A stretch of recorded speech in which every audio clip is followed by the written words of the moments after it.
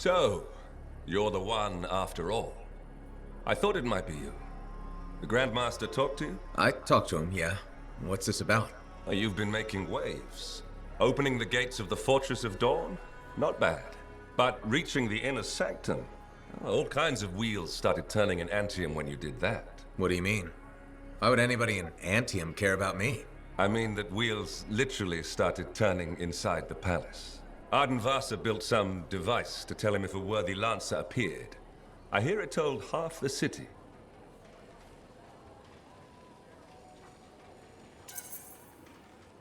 That's huge and unexpected. A lot of eyes are watching you now, wondering what you'll do next. Yes, well, we're not the only ones. I can help you with that. I guess it's time to properly introduce myself.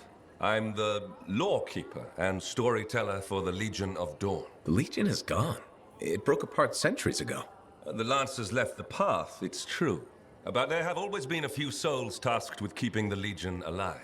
Ardenvasa left the wheels ready to turn for a reason. The path of the Legionnaire has been waiting, like the doors at the Fortress of Dawn, for a worthy Lancer.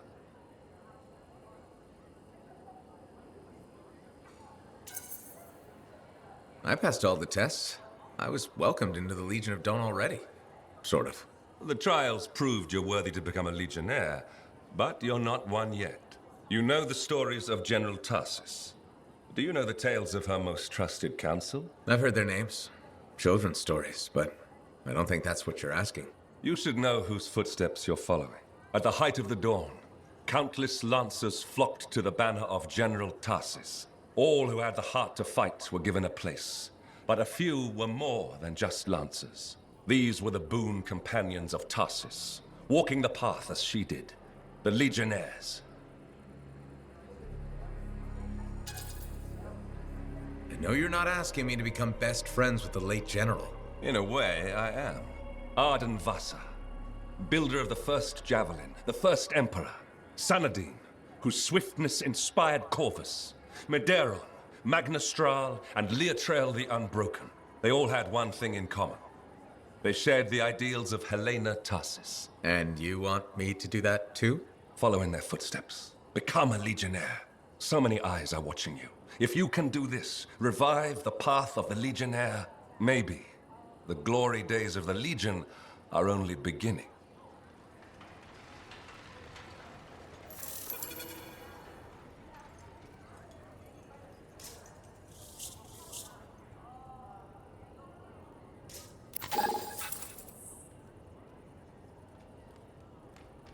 Medeiros was the son of arcanists.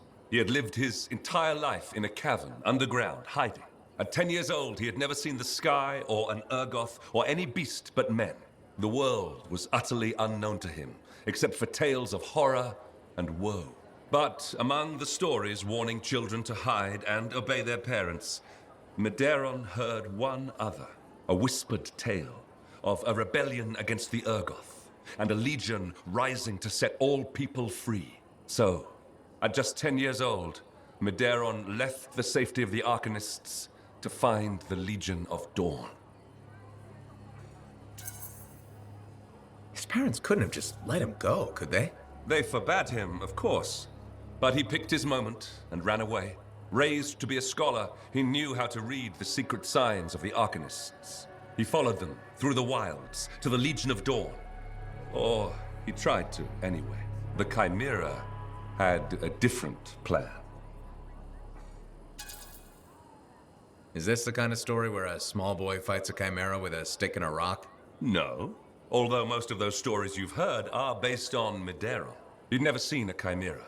He'd never even seen a grabbit, but he was a very good student. He learned all the warning signs that he was being hunted, and remembered stories about laying false trails. He led the chimera on a long and winding path through the rocks, back and forth. He could never shake the creature, but it could never find him. Then, the other hunters came. General Tarsis, in the first javelin ever made. Testing her new armor, she found the chimera stalking the boy. Lucky for Medeiros. No luck about it. Tarsis followed his trail, just as the chimera did. She was just learning the javelin. No one knew what it could do, not even the man who made it. Not trusting her suit's strength in a fight with the Chimera, she lured it into chasing her instead. While it ran after Tarsus, Leotrel found the boy and spirited him away to safety. After all that, he just went home again? That's not much of a story. I said safety, not home. They took him to their own camp, where the Legion hid at the time. When Tarsus asked where he lived and who his people were, Medeiron replied, "You are my people." The others tried to persuade him to return home, but after a long moment, Tarsus said, "He is home." From then on, Medeiron served as a page to the Legion of Dawn. Eventually, he became a legionnaire himself. But that's another story.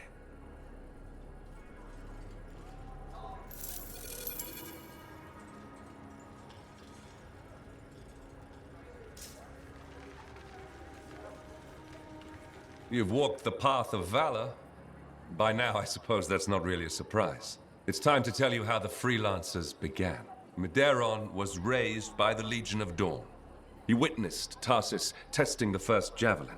He was at the general's side when the fortress was built, earned his own javelin, and fought beside her, even at the Battle of Anthem Pass. Of the company that stood with Tarsus and held back the Urgoth, only Medeiron survived. I didn't know anyone survived the Battle of Anthem Pass. It's easy to forget, since most stories focus on the general's death. In grief, the Legion tore itself in two. Half went with Magnastral, half with Arden Vasa, and one legionnaire who went with no one.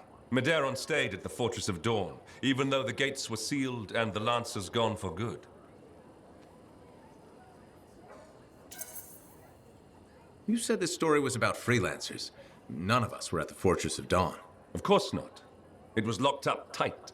Alone in the courtyard, Medeiron heard a distant roar. Okay, that's better. It was a sound he remembered, for it haunted his dreams. The roar of the Chimera Cindermore, the monster that stalked him long ago. The same one? Was still alive? It vanished for more than a decade, but with the general's death, it returned. This time he faces it down and wins. Not exactly. Alone, he stood no chance. But the city of Anshar lay helpless in its path. He had no choice. He found the Chimera's trail and followed it, not to the monster, but to its lair. For he knew that if he silenced the relic that created it, Cindermore would lose its power.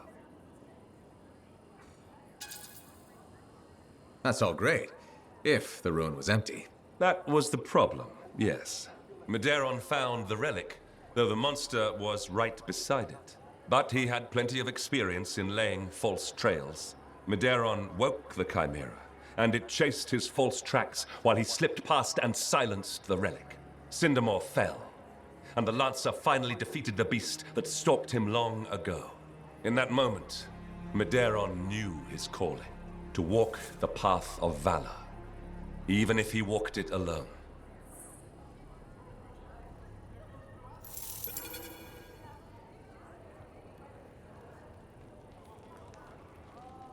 Of all the legionnaires, Magnastral was the most renowned for her feats of strength. But it wasn't always so. I've only ever heard about Straw leaving the Legion. Nothing about what she did before. Bastion likes to forget that she was ever a legionnaire. The Dominion, that she was flawed and human. But she was many things. Loyal and a deserter, ordinary and legendary. She came to the Legion of Dawn as a young girl. Her village was raided and everyone taken.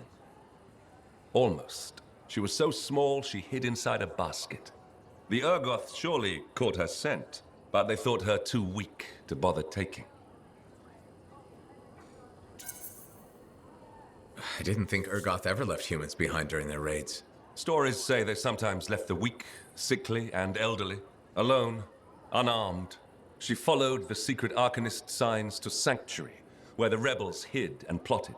There, Strahl begged Tarsus to let her join the Legion, to grant her vengeance. But the general refused. She said Magna wasn't ready, and sent her away. Strahl couldn't accept that. So she went out alone to fight the Urgoth. Without a javelin? That's insane. She set traps. ambushes. She poisoned spears and knives. Any small advantage she could take against a vastly superior enemy, she gladly took. She nearly died dozens of times, but vengeance drove her onward. And the Urgoth fell. She carried trophies to the sanctuary, day after day, week after week.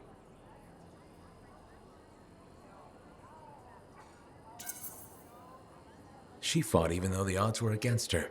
That's what the Legion of Dawn was all about. Finally, General Tarsis spoke with her. "What do you want?" she asked. "I want to join the Legion of Dawn," Magna replied. Tarsis looked at her and asked, "Why? You already have your revenge." The general looked to the many, many Urgoth trophies Strahl fought for. At first, Strahl had no answer. Then, after a long moment, she said, "It's where I belong." To which Tarsis answered, "Then you're finally ready to join us." So what happened? How did Strahl end up leaving the Legion and founding the Dominion? That's a story for another time.